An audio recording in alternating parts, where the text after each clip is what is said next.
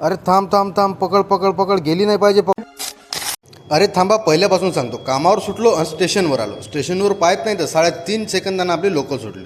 म्हटलं जाऊ द्या, दुसरी लोकल आली आणि ते लोकल पकडून ठाणा स्टेशनले रवाना झालो. ठाणे स्टेशनवर आलो आणि एकदम चिंगाट पोहत निघालो. म्हटलं बाबा, पहिलं नाही तर आपली एक्सप्रेस सुटून जाईल. लोकलनं गेलो तर आपल्याला 20 ते 25 मिनटं लागतात आणि जर एक्सप्रेसने गेलो तर आपण 17 ते 18 मिनटात पोचतो. प्लॅटफॉर्मवर पोचलो तर गाडी निघाली नव्हती. म्हटलं ते एक बरं झालं बाबा, आपल्याला एक्सप्रेस भेटली. एक्सप्रेस प्लॅटफॉर्मवर पाहून एकदम निवांत झालो. एक मोठा गहरा श्वास घेतला आणि म्हटलं चला आता टेन्शन नाही. एक्सप्रेस तर भेटली, पण आपल्याला ट्रेनमध्ये चढल्यावर सीटही भेटली. म्हटलं बाबा, हे तर सोनं पिवं झालं. त्याच्यानंतर पाहतो तर काय, हे सीट दुसऱ्याची होती. मग उठून उभं राहिलो बाबा. हे जेवढी पब्लिक उभी आहे ही सगळी कल्याणले उतरणार आहे, ठाण्यावरून कल्याणले.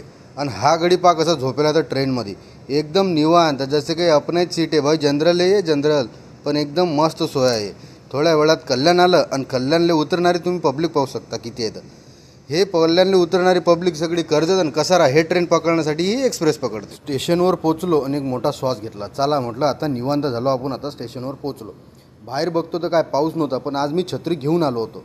म्हटलं बाबा, भूक नसो पण शिदुरी. रात्री एवढे वाजले असून पण हे मावशी लोक इथं भाजीपाला विकत आहे. पोट्टो, तुम्ही बी यायच्याकडूनच भाजीपाला घ्या. नंतर आपण या मावशीकडे थांबलो आणि गिलके घेतले.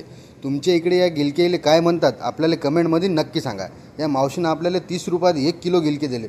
म्हटलं काय विषय आहे का? हे लोक श्रीमंत होण्यासाठी इथं काम करत नाही, फक्त याचा उदरनिर्वाहासाठी हे लोक इकडे काम करतात. नंतर हा दिसला आपल्याला पाणीपुरीवाला. हे चलती फुलती पाणीपुरीवाले हे. रिक्षा स्टँडवर आलो आणि रिक्षात बसलो. रिक्षात बसत नाही तर एकदम जोरात पाऊस चालू झाला आणि याले फालकं नसल्यामुळे आपण वलं व्हायला चालू झालो. म्हटलं बाबा, जोरात पिटाल नाही तर आपण पुरं वलं होऊन जाऊन रे, बेकार राहिले का. आणि थोड्या वेळानं रिक्षा स्टँडले उतरत नाही तर हा सगळा पाऊस बंद झाला. म्हटलं बेकार राहिले का. छत्री बंद केली आणि तशीच डोक्यावर घेऊन घराकडे निघालो. पोट्टो, तुम्ही अजूनही जर आपल्याला फॉलो करेल नसेल तर लगेच फॉलो करून टाका. असेच नवनवीन व्हिडिओ तुम्हाला बघायला भेटतील. थोड्या वेळात आपण बिल्डिंगच्या खाली आलो आणि घराकडे निघालो. चला भेटू आता पुढच्या व्हिडिओमध्ये.